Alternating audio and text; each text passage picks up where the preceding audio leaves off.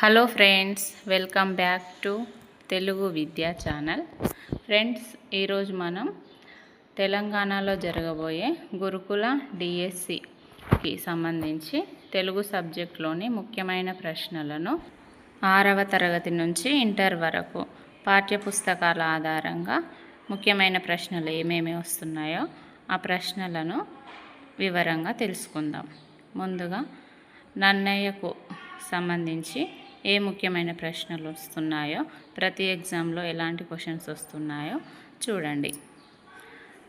నన్నయ్య 11వ శతాబ్దానికి చెందినవాడు. ఆంధ్ర భాషలో నన్నయ్య ఆది కవిగా పేరు పొందాడు.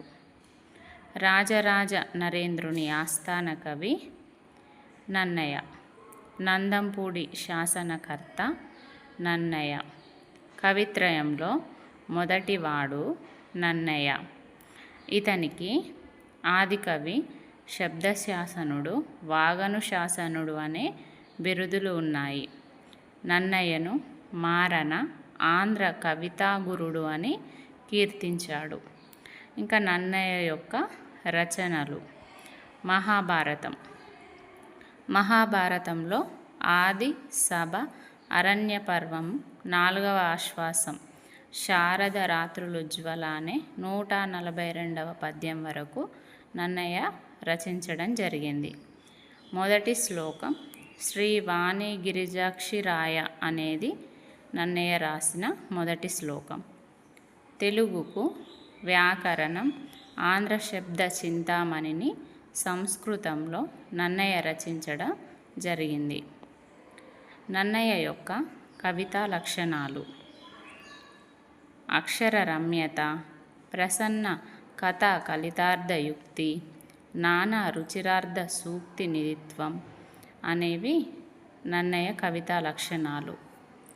సారమతిన్ గవీంద్రులు ప్రసన్న కథా కలితార్థయుక్తి అనే పద్యంలో తన కవితా లక్షణాలు నన్నయ్య పేర్కొనడం జరిగింది.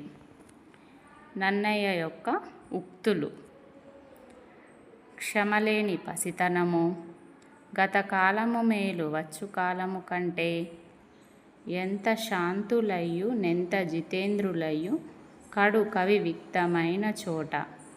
పరశురాముడు సత్యవతిని చూసి కామ పరవశుడైన సందర్భంలో ఈ ఉక్తిని చెప్పడం జరిగింది. పరశురాముడి కుమారుడు వ్యాస మహర్షి. కృష్ణద్వీపంలో పుట్టాడు కాబట్టి కృష్ణద్వైపాయనుడు అయ్యాడు వ్యాస మహర్షి.